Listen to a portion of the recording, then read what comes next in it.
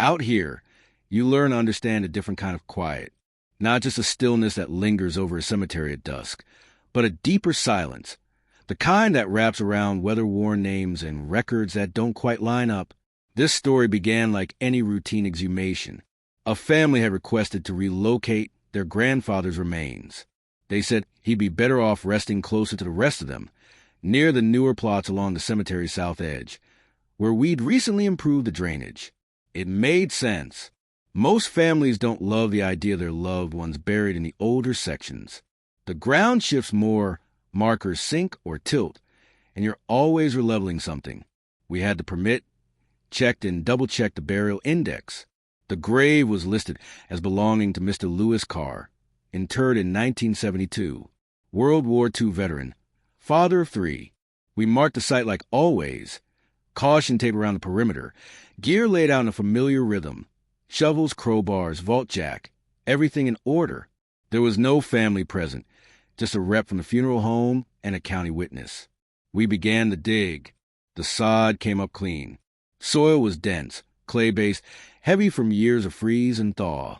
Took us longer than usual to clear around the vault without cracking the lid. It was an old double-deck liner, concrete, just as expected. But once we exposed the top slab, we noticed something strange. The sealant looked old, patchy, like it had been opened before, years ago. No mention of that in the records. The caulking around the edges was crumbly, weathered, not recent. We pried open the lid slowly. In this work, you always move with respect. No matter how many vaults you cracked open, you don't rush. I've seen it all. War dead, relocations after floods, even full reburials after utility reroutes. But nothing quite like what was inside this time. It wasn't just Mr. Carr. The bones weren't arranged how you'd expect. At 74, you'd expect a full adult skeleton, maybe slightly collapsed with age. But the skull was turned off to the left, facing the wall of the vault. The spine looked jumbled, disordered. And then we saw them, smaller bones mixed in, femurs too short, rib cages that didn't match the width or size of a man his age. One jawbone clearly belonged to someone who never had a full set of adult teeth. I picked up a tibia, light, narrow, wrong texture for a man in his 70s. That bone belonged to a young adult. I looked over the funeral rep.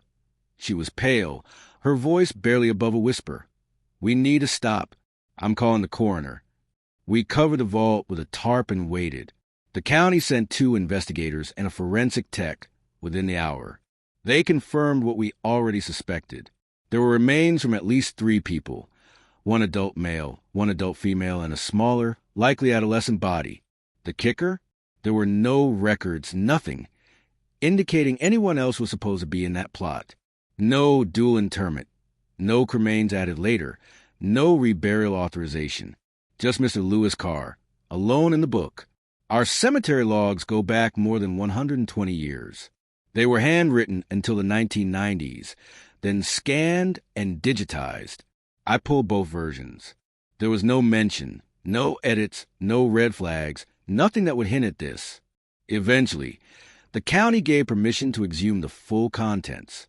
The remains were taken in for analysis, DNA, dental comparison, skeletal forensics.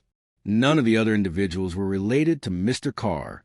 One of the adult bones matched a missing woman from 1981, last seen in a nearby town. Her case had gone cold, until now. The other adult was never identified. The third, likely a teenager, remains a mystery. No burial records for a child from that decade, no obituaries, no cemetery plot sales. As for Mr. Carr, his bones were scattered among theirs. Mixed up, no pattern, like someone had shoved them all in and sealed the lid before anyone could question it. No one knows how or when it happened.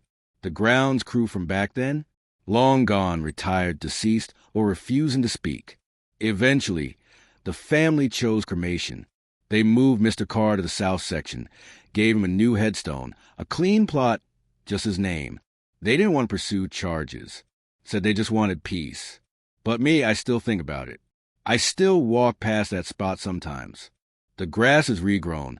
The vault's long gone. No marker, no plaque. Just a number on our grid map.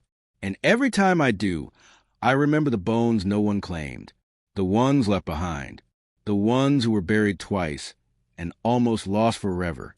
It makes you wonder how many vaults hide stories no one remembers, how many names are missing, how many wrong remains we've unknowingly walked over. Hello, friends. Thank you for being part of these strange and haunting journeys. A big shout out to all of our subscribers. You're the reason these stories keep reaching new ears. But here's the thing. Only about 30% of our viewers are subscribed. If you enjoy content like this, hitting that subscribe button helps us more than you know. It just takes a second, but it goes a long way. And don't forget to like and share to keep the chills coming. Thank you again, you made this possible. See you in the next one, if you dare. I've buried infants small enough to fit inside a shoebox, and men so large they couldn't be placed in a standard vault. I've seen families fall apart at the graveside, weeping like the world itself was ending, and others who barely gave the casket a passing glance before walking away. But this job from about 6 years back, it still clings to me like damp soil on a cold morning. It was early autumn. The trees were just beginning to yellow, and the air carried that familiar scent. Wet leaves, rich earth, the kind of smell that tells you the season's turning. I was assigned to the northern quadrant of mismatched Cemetery. That's the oldest section, graves dating from the mid-1800s up to around 1940. Most of the names carved into those stones haven't been spoken aloud in generations. Around 10:30 that morning, the call came from the office. An exhumation order had come through. A family had requested to relocate a man named Ellison Grant from Plot B12. Nothing looked out of place on the paperwork. Exhumations are rare, but not unheard of. Families sometimes want a loved one moved closer to living relatives, or cremated if money had been tight when they passed. But this one had a strange note attached, handwritten by the cemetery administrator. Casket reportedly secured with iron chains. Proceed with caution. Family has acknowledged and approved chains. I'd only seen that kind of thing once before, and it was for a Civil War deserter buried under shame and superstition. But this? Ellison Grant died in 1993, not the 1800s. When I arrived, a woman was already at the graveside. Late 40s, straight posture, arms crossed tight, staring at the ground like it had answers she'd been waiting years to hear. Her name was Clarissa. Her face wasn't lined with age, but with weight, like someone who spent a lifetime holding things inside. I gave the usual polite nod and asked, "Ma'am, anything we should know before we begin?" We were told the casket's unique. She didn't look up. Her voice was barely more than a whisper. He couldn't be trusted to stay down. That was all she said. No elaboration, just those words. Now, I'm not the superstitious type. I've seen vaults cracked open with collapsed lids, skeletons twisted in ways no body should end up. I called coroners when we opened old metal caskets and found liquefied remains inside. But this didn't feel spooky. It felt intentional, like someone meant to keep that man down, and we were about to undo it. Tommy and I, he was my partner on this dig. We brought in a mini excavator and started clearing the topsoil. Took about an hour to get to the vault lid. The headstone was plain granite. No epitaph, just Ellison Grant, 1947 to 1993. The vault itself was still intact. We pried off the lid, and that's when things turned strange. The coffin wasn't wood. It was cast iron, old, rusted in places, but still solid. Every handle, 6 in total, was bound tightly with thick iron chain, interlocked and padlocked. 3 additional chains ran horizontally across the top.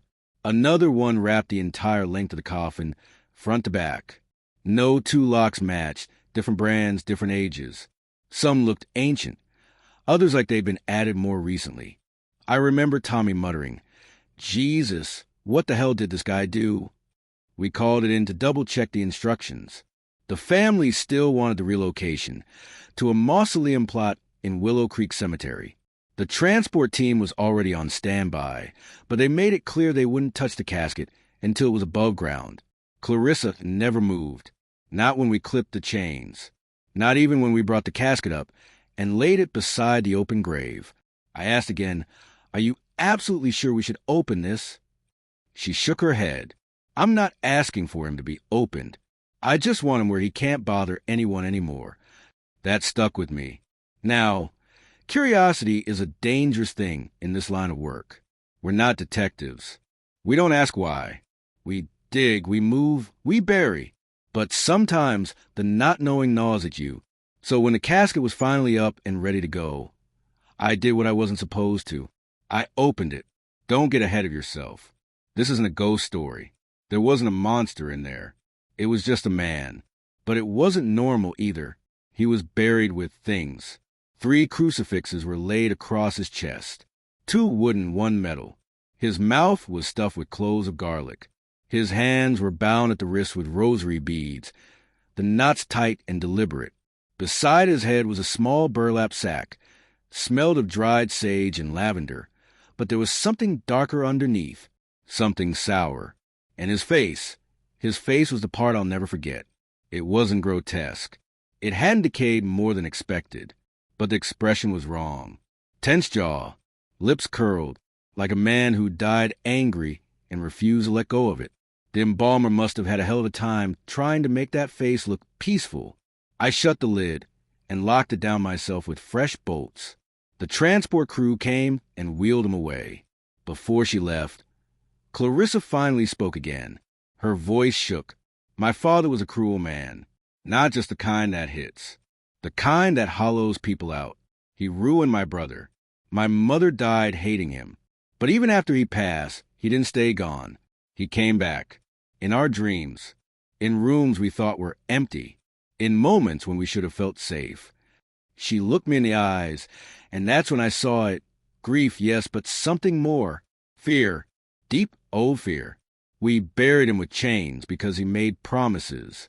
Even in the hospital, with IVs in his arms, he said hell wouldn't take him, that he already owned a piece of it, and that he'd find a way back. I didn't know what to say. I'm just a gravedigger. I work with the silence that comes after people stop speaking. She watched until the transport van disappeared down the road, then turned and walked away without saying a word. We reinterred him later that afternoon, sealed inside a concrete-lined crypt in the back of the Willow Creek Mausoleum. Double-locked iron doors, a nameplate bolted to the front. No flowers, no service, no prayers, just finality. Sometimes when I'm doing maintenance rounds over at Willow Creek, I pass that plot. I always check the locks. Not because I believe he's going to get out, but because she did. Clarissa believed it deeply enough to chain her father down. And the longer I do this job, the more I understand. Sometimes belief is powerful enough to make things real. You stay in this line of work long enough, and you learn a few things. One of them, most people aren't afraid of death. They're afraid of what gets left behind. And every once in a while, you dig up something that probably should have stayed exactly where it was. You start thinking you've seen every version of grief. Trinkets slipped into sleeves. Letters folded into shoes. I've found music boxes, wedding veils, toy soldiers. I even opened a casket once to find an unworn wedding dress, neatly folded over the knees of a woman who never made it to the altar. But nothing, not a single thing, prepared me for the girl with the mask. It was a Tuesday. Dry air, overcast skies, good digging weather. We'd been contracted to exhume the remains of a child buried in the late 1960s. Her name was Clara Reed, 8 years old, died of pneumonia, back when could still take a healthy kid in just a few days. Only one family member remained, her sister, now living in Oregon. She wanted Clara reburied closer to her. The plot was tucked into a remote corner of the original cemetery section. The ground was soft. Tree roots, years of erosion. Not ideal, but manageable. We laid out the grid, cross-checked the vault map, and started the dig. No issues with the vault. The casket was small, child-sized, steel, showing some expected surface rust. But structurally, it looked sound. No water infiltration, no damage. Everything appeared routine. Then we cracked the lid. Let me be clear. After this many years in the field, you develop a stomach for what time does to a body. Bones shift, fabric rots, whole bodies collapsing on themselves. You get used to it. But this time, something felt off. Her skeleton was mostly intact, arms crossed, shoes still on, the cotton dress mostly reduced to fibers. But lying right on her rib cage, directly over where her face would have been, was a porcelain mask. It was perfect. No cracks, no chips. Pure white. Painted blue eyes. Faint blush on the cheeks. Lips delicately parted. Old world style, like something you'd see behind glass in a Victorian museum. It wasn't off to the side like it had slid there during burial. It was centered, placed, deliberately. The funeral director was right beside me. She looked through the original burial records. One rosary, a small locket, a white dress, pink shoes, and a letter from Clara's mother. That was it. No mention of a mask. We photographed it, bagged it, and followed protocol. The family had requested to be informed of any unusual finds. So the director called Clara's sister, now in her 70s. The woman swore she'd never seen that mask in her life. In fact, she told us Clara had been afraid of masks, refused to dress up for Halloween, hated anything that covered the face. Their parents, she insisted, would never have placed something like that with her. Forensics examined the mask. The estimate? Late 19th century. At least 60 years older than the burial. No maker's mark, no serial number, no initials. Inside, it was bone dry. No trace of decomposition. No organic matter. Like it had just rested there, watching. There's no line in the cemetery operations manual for this. No rule for what you do when something's found in a sealed casket that predates the burial, belongs to no one, and shouldn't be there. Clara was reburied with dignity. A new plot, a fresh casket. At the family's request, the mask was not included. They didn't want it. Not near her. Not at all. Said it felt wrong. Like something someone else had placed there. And they didn't want to bring that something with them. But here's what keeps me up at night. That casket had never been tampered with. Not once. No signs of intrusion. Not one disturbance in the grave soil. So whoever put that mask there did it before it was sealed.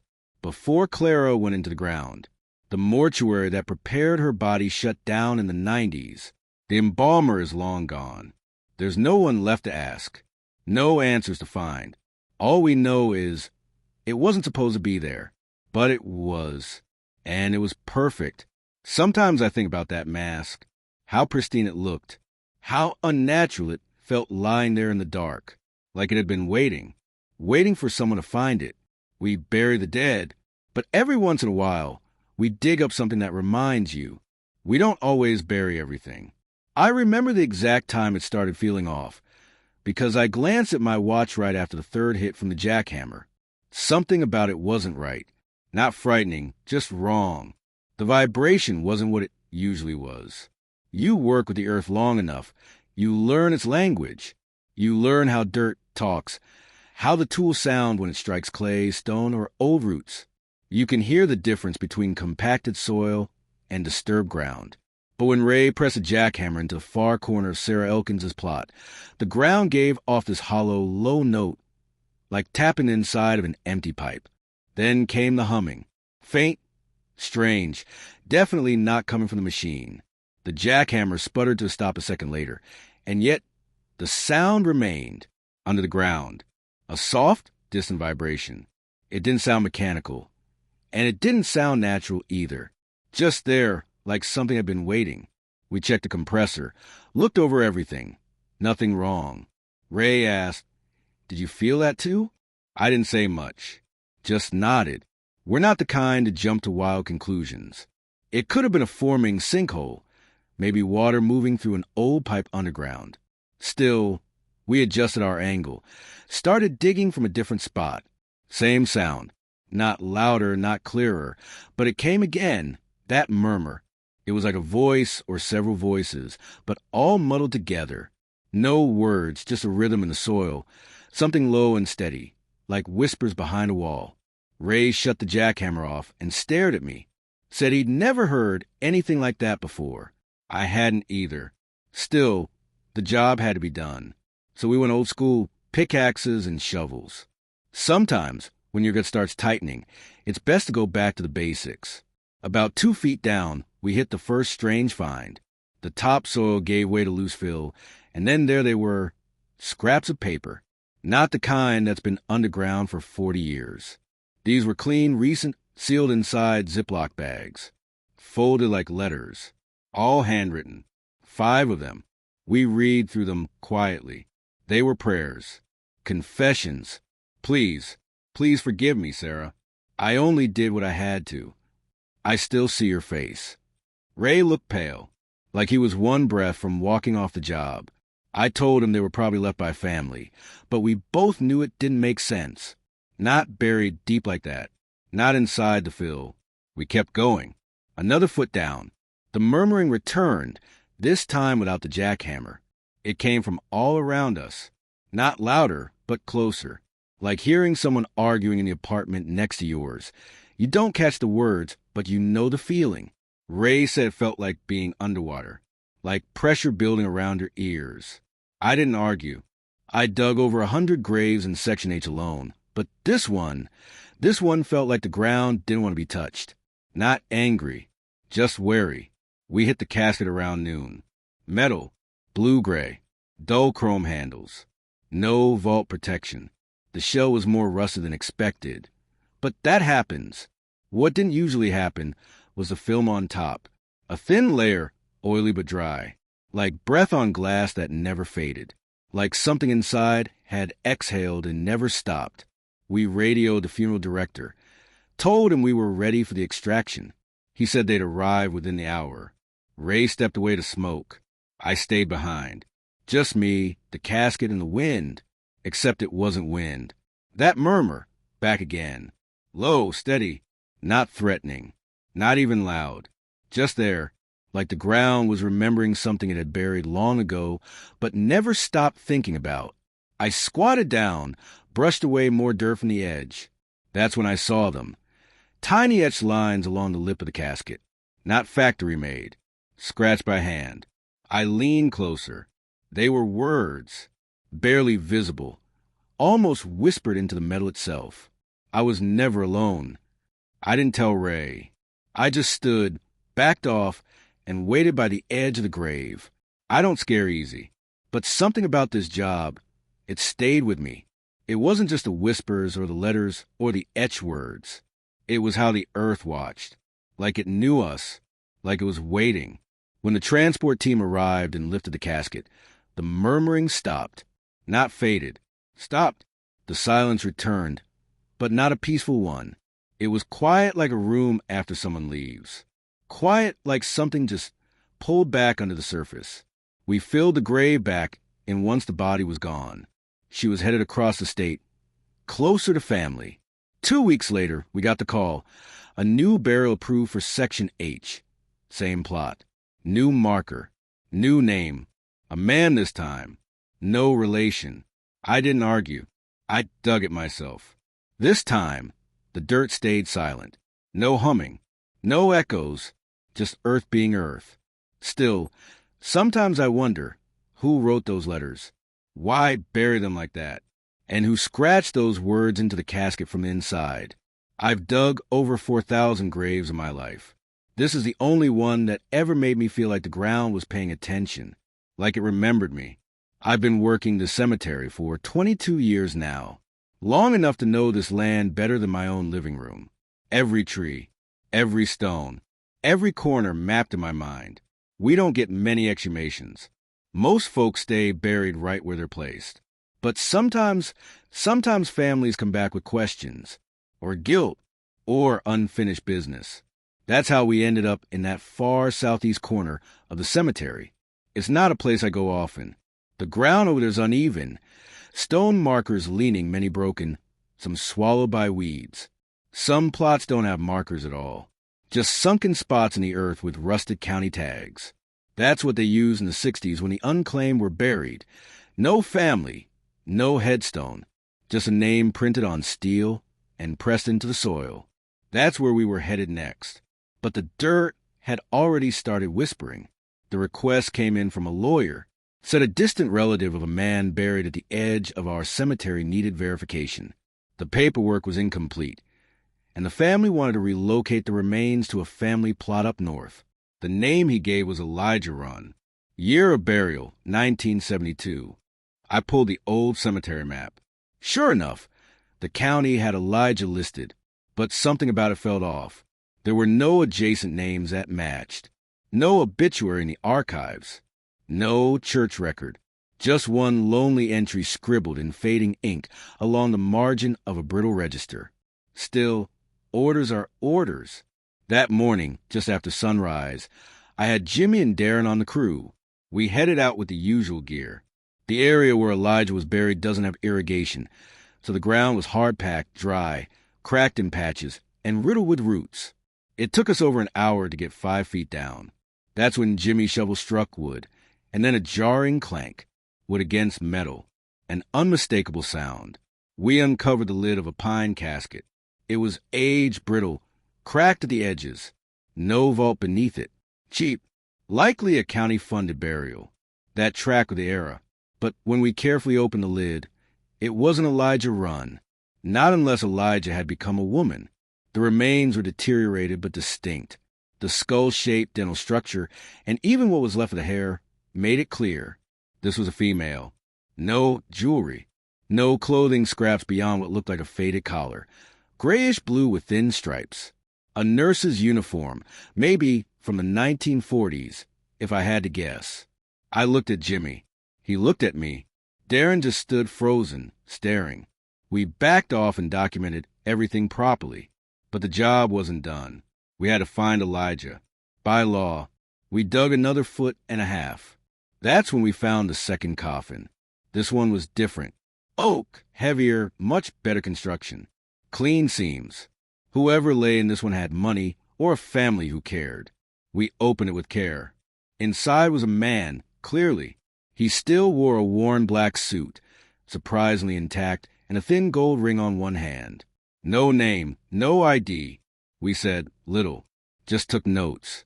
The position, the condition, the clothing. But all I could think about was how 2 undocumented bodies could be buried beneath one marked grave, and how they were stacked, layered, like someone had gone out of their way to place them that way without anyone noticing. And they'd succeeded. For decades. We called the office. The director came out with a box of paper logs, yellowed and brittle, dating back to the 30s and 40s. Not a single match. No record of any of these other burials. No permits.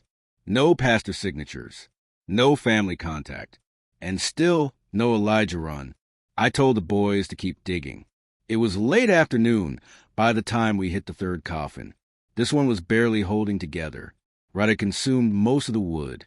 It was more a box of fragments than a casket. Inside were bones, smaller than the others.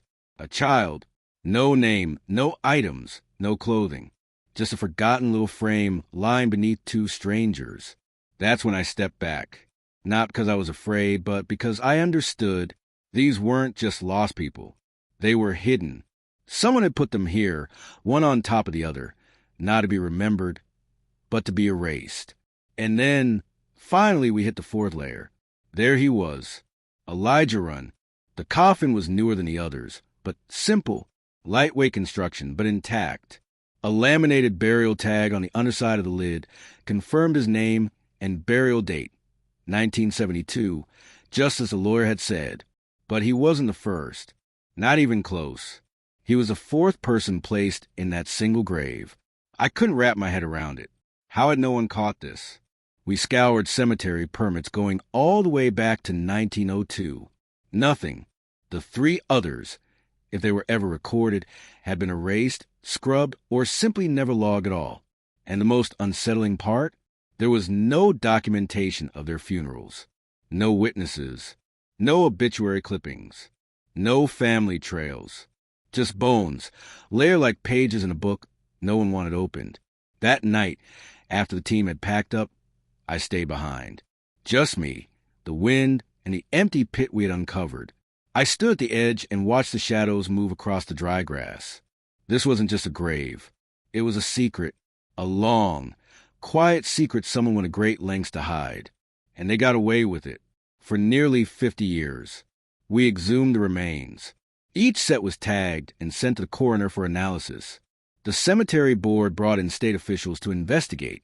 But like so many stories buried too deep and too old, Nothing came of it. No charges. No family claims. No answers. Just case files labeled unknown. We move Elijah Run to a clean plot. He's buried with his family now. A proper headstone. A peaceful resting place. But that old corner of the cemetery, we never filled it back in. It's fenced off, marked but untouched. And sometimes when I'm out walking alone, I pass by it. I stop, not because I'm frightened, but because I feel like someone down there still wants to be known. Maybe one day, someone will come asking. Until then, I remember that's part of the job, too. Thank you for walking with me through these stories. Your support means the world. I love reading your reactions and your own strange encounters in the comments. If this tale gave you chills or had you hooked, please hit that like button and subscribe for more haunted history and mysterious truths buried just beneath the surface. Have you ever come across something unexplainable, something lost that shouldn't have been forgotten? Share your stories in the comments.